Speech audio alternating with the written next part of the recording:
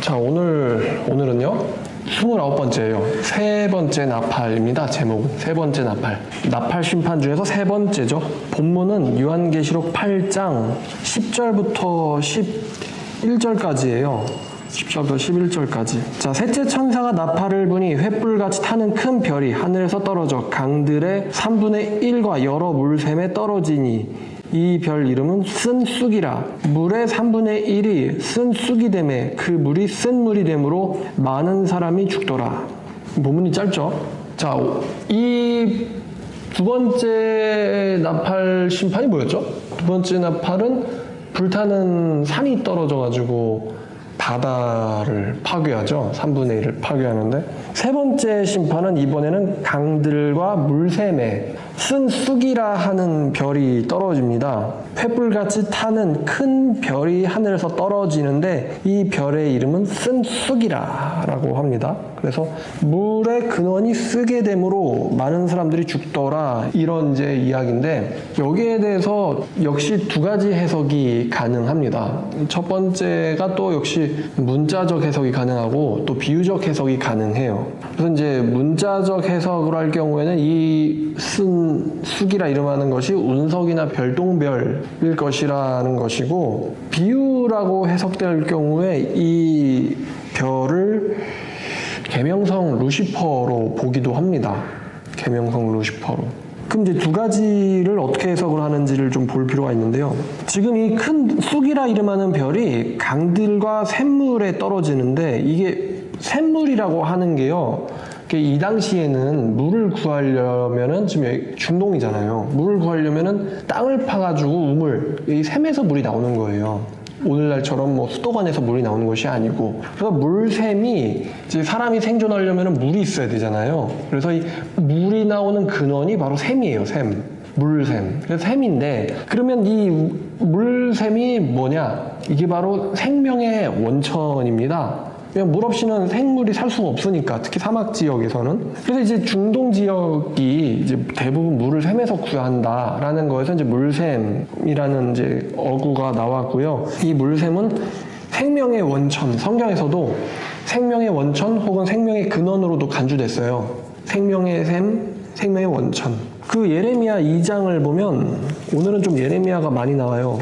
13절에 이 백성들의 죄가 있는데, 내 백성이 두 가지 악을 행하였나니 곧 그들이 생수의 근원되는 나를 버린 것과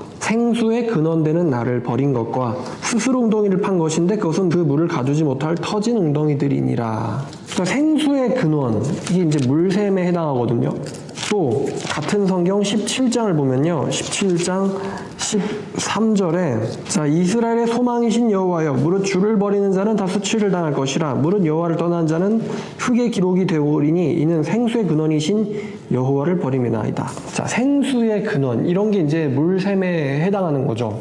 또 요한계시록 7장을 보면 17절에요. 이는 보좌 가운데 계신 어린 양이 그들의 목자가 되사 생명수 샘으로 인도하시고 하나님께서 그들의 눈에서 모든 눈물을 씻어 주실 것임이라. 생명수 샘. 그러니까 여기 성경에서도 이 샘이라는 단어가 여러 번 자주 나옵니다. 샘이라는 단어. 그래서 이 샘에서 뭐가 나오냐면은 물이 나오는 거고, 이 샘은 물의 근원이면서 동시에 생명의 근원이기도 하다라는 이 개념이 성경에 여러 군데 있습니다. 자, 근데 지금 이 쓴 별이 지금 어디 떨어져요? 물샘에 떨어지죠. 그러니까 지금 물의 근원이 지금 뭐가 됐어요? 물의 근원이 지금 오염이 돼 버렸어요. 물의 근원이 오염이 돼 버렸기 때문에, 그럼 근원이 오염되면은 그 근원에서 나오는 물들도 당연히 다 오염되는 거죠. 이 재앙도 지난번 둘째 나팔 심판의 모티브가 되는 게 출애굽기에 있다고 말씀드렸는데, 자, 출애굽기 7장 20절부터, 이거 저번에 봤던 말씀인데요. 모세와 아론이 여호와께서 명령하신 대로 행하여 바로와 그의 신하와 목전에서 지팡이를 들어 나일강을 치니 그 물이 다 피로 변하고 나일강에 고기가 죽고 그 물에선 악취가 나니 애굽 사람들이 나일강물을 마시지 못하며 애굽 온 땅에는 피가 있으나. 23절 4절 보니까 바로가 돌이켜 궁으로 들어가 그들의 관심을 가지도 아니하였고 애굽 사람들은 나일강물을 마실 수 없으므로 나일강가를 도로 파서 마실 물을 구하였더라. 이런 구절이 있는데, 여기 지금 21절에 강에 고기가 죽고 그 물에서는 악취가 나니, 그 이 물의 근원이 오염이 돼버려가지고 이 물을 사람들이 마실 수가 없게 돼버린 거예요. 그래서 이제 이 출애굽기에서 등장하는 이 심판이 바로 모티브예요. 그래서 여기서 이제 요한계시록 세 번째 나팔 심판이랑 또 연결이 돼 있는데, 그럼 성경에서 이제 우리가 또 쑥이라는 단어를 좀 알아보려고요. 성경에 쑥이라는 단어를 제가 몇 군데를 찾아봤어요. 근데 이 쑥이라고 하는 단어들이요, 또 예레미야에 좀 많이 나옵니다. 예레미야 9장 15절을 보니까요, 그러므로 만군의 여호와 이스라엘 하나님께서 이와 같이 말씀하시니라. 보라, 내가 그들 곧 이 백성에게 쑥을 먹이며 독한 물을 마시게 하고, 쑥을 먹이며 독한 물을 마시게 하고 라고 말씀하셨어요.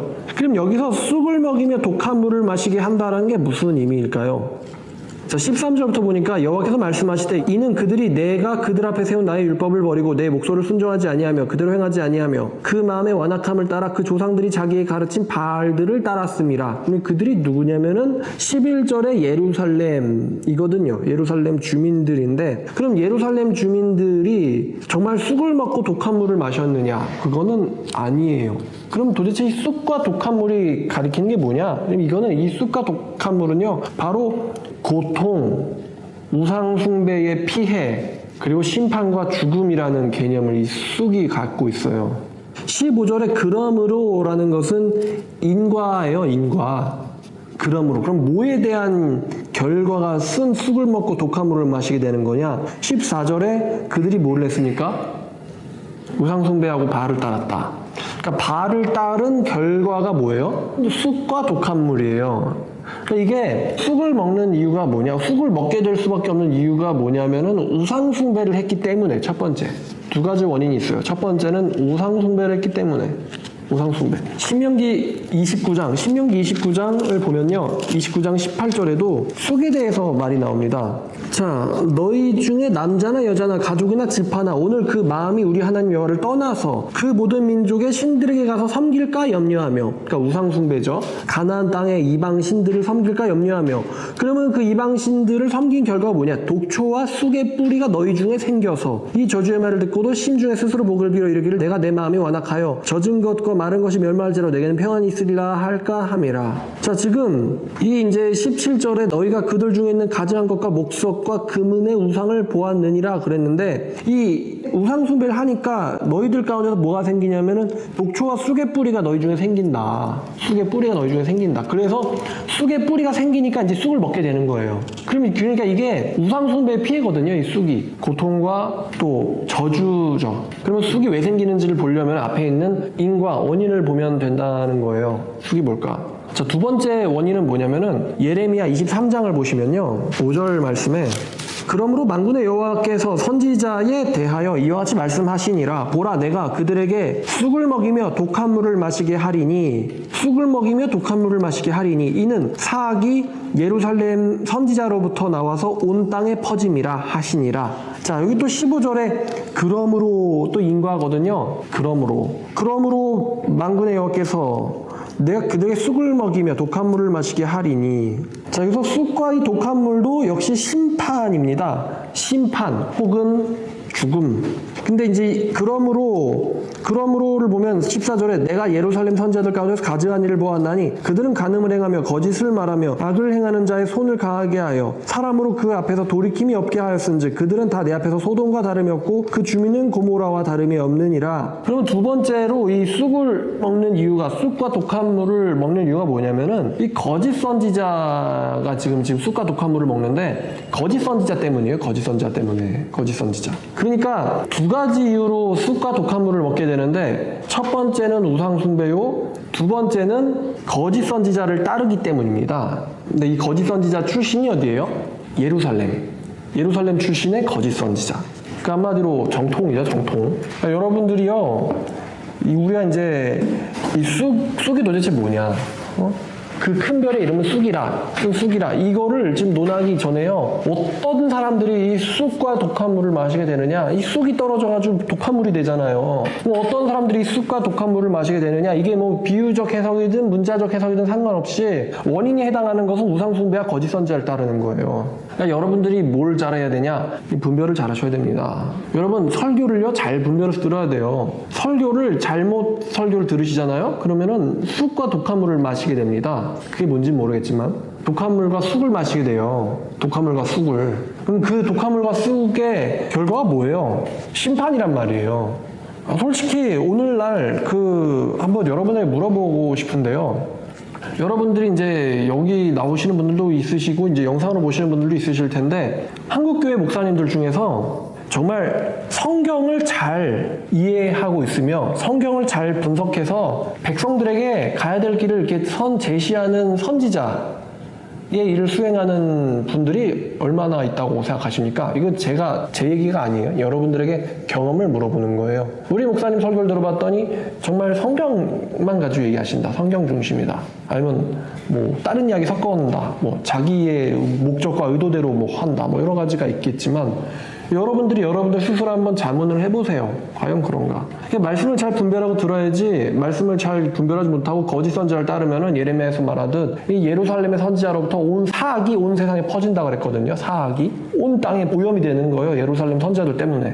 그러니까 이제 이렇게 말씀을 제대로 분별하고 들으셔야지. 고린도전서에도 바울이 그런 말을 해요. 무슨 말 하냐면은 너희가 너희 자신의 몸을 잘 분별하고 주의 몸에 참여해라. 이게 성찬 가르칠 때 바울이 한 말이에요. 너희가 너희 자신의 상태를 잘 분별한 다음에 그 주의 성찬에 참여해라. 고린도전서 11장인데요. 고린도전서 11장 27절부터 보면요.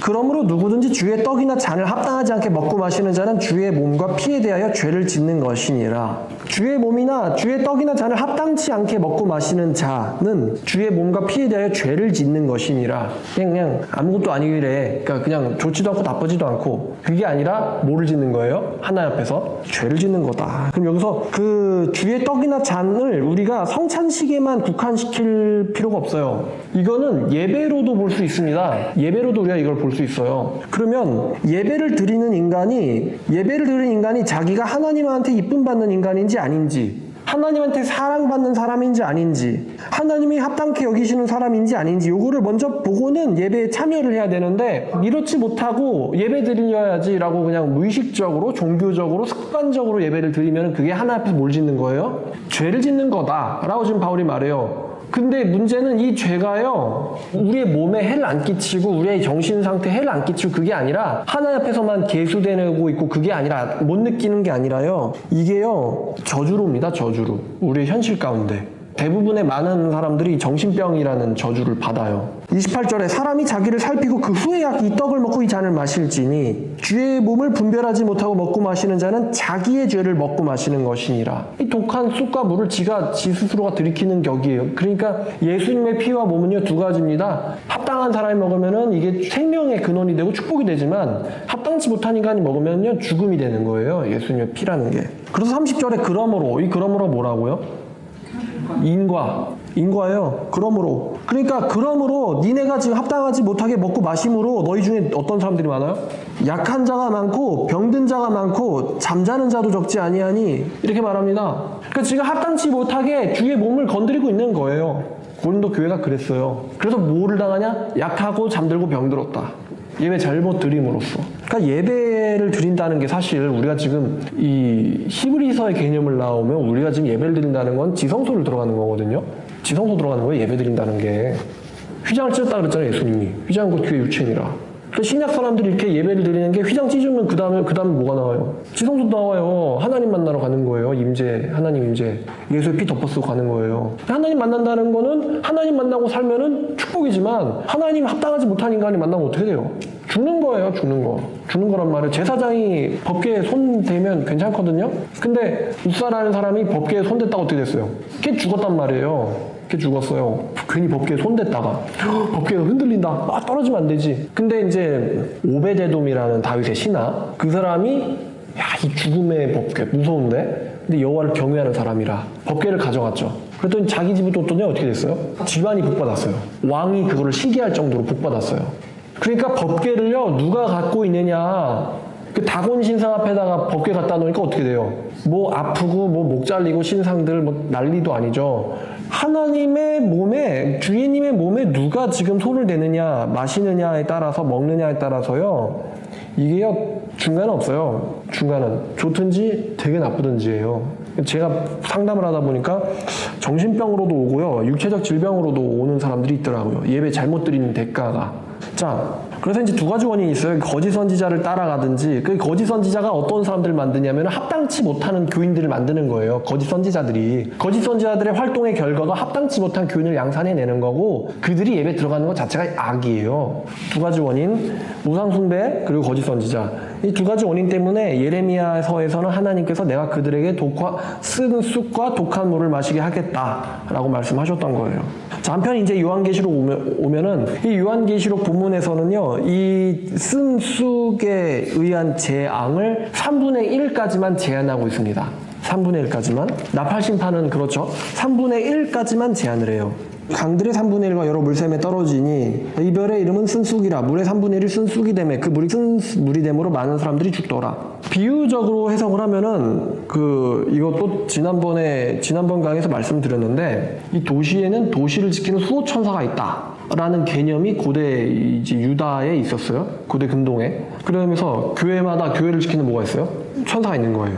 그래서 누구에게 편지해라? 에베소 교회에 사자에게 편지해라.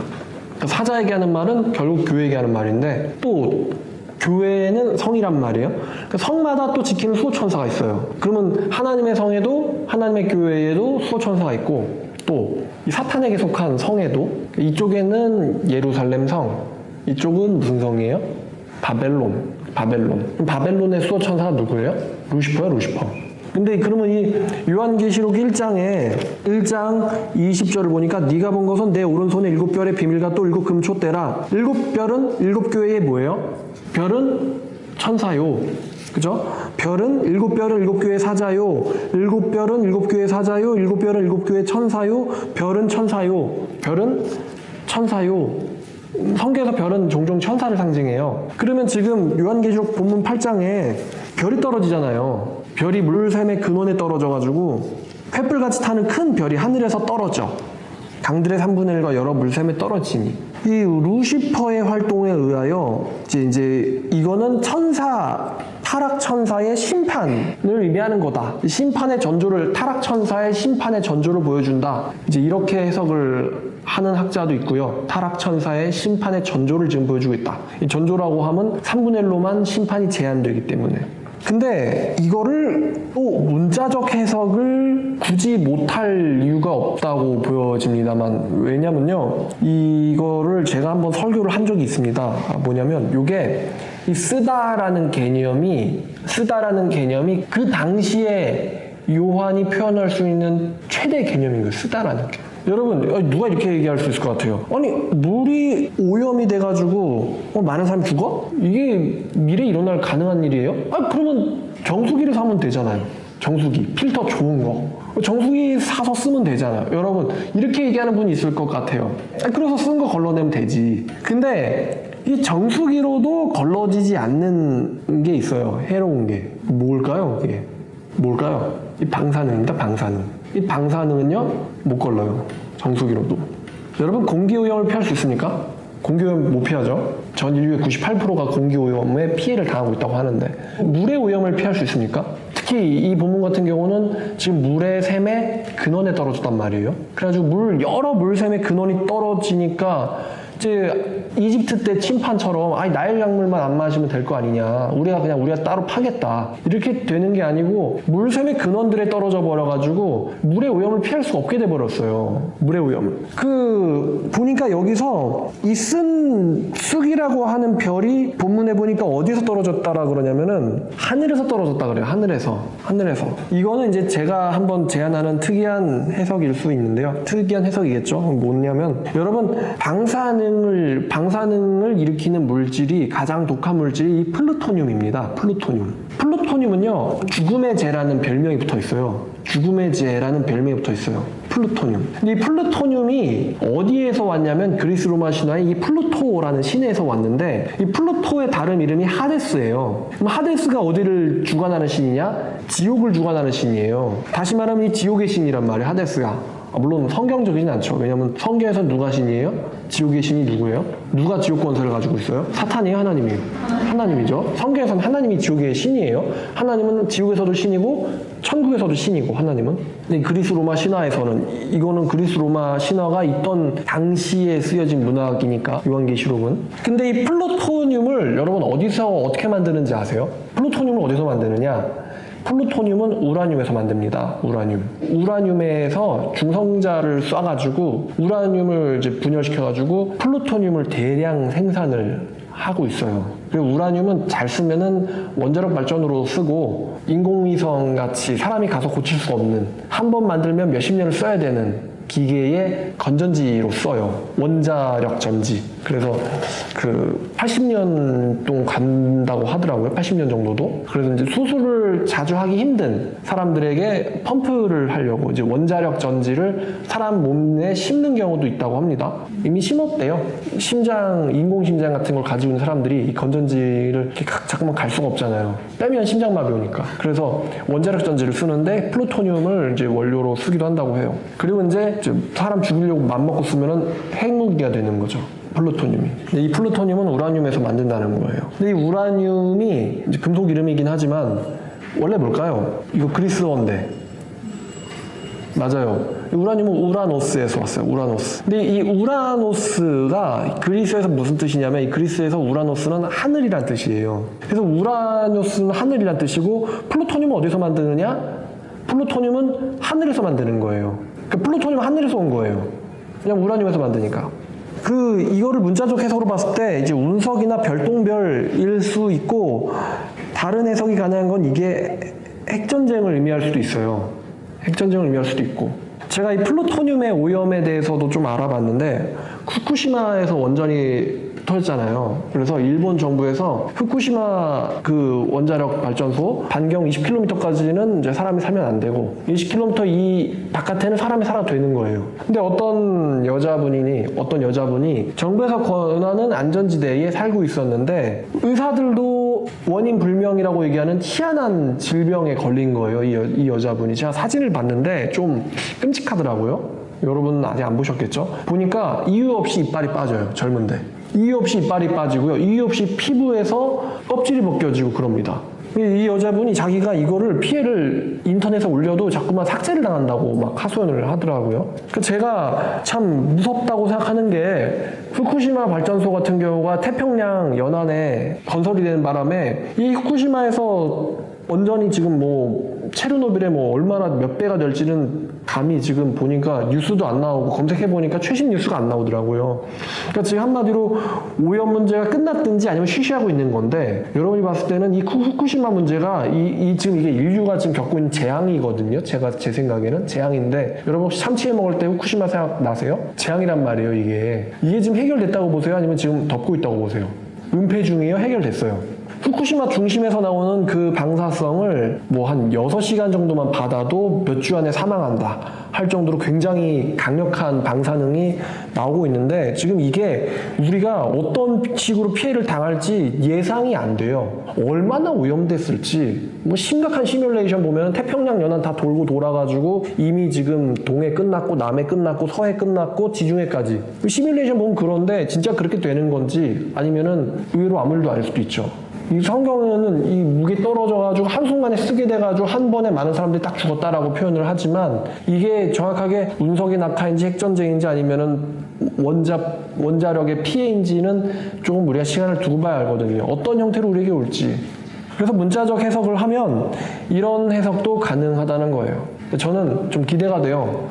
이게 사람의 3분의 1이 죽어? 근데 지금 3분의 1이라는 것도 사실 제한됐다고 얘기했어요. 그러면 이게 누구는 사실 피할 수 있게 하나님은 재앙을 주관하시는데, 누구는 피하냐? 바로 이제 하나님의 사람들은 보호를 받는 거죠. 그러니까 저는 아마 보겠죠. 우리 시대로 앞으로 10년 지나고 20년 지나면은 진짜 쓴 숲들을 서로 막 하늘에 이렇게 날리면서 싸울지 아니면 과학자의 경고대로 운석이 낙하할지 아마도 원자력 같습니다. 쓰게 되었다. 이 당시 방사능 피폭이란 단어가 없었기 때문에. 재밌지 않아요? 우라노스에서 플루토늄이 나온다. 쓴 쑥이라. 여러 물샘에 떨어짐에 많은 사람들이 쓰게 됨으로 죽더라. 자, 오늘 말씀은 여기까지 전하겠습니다. 감사합니다.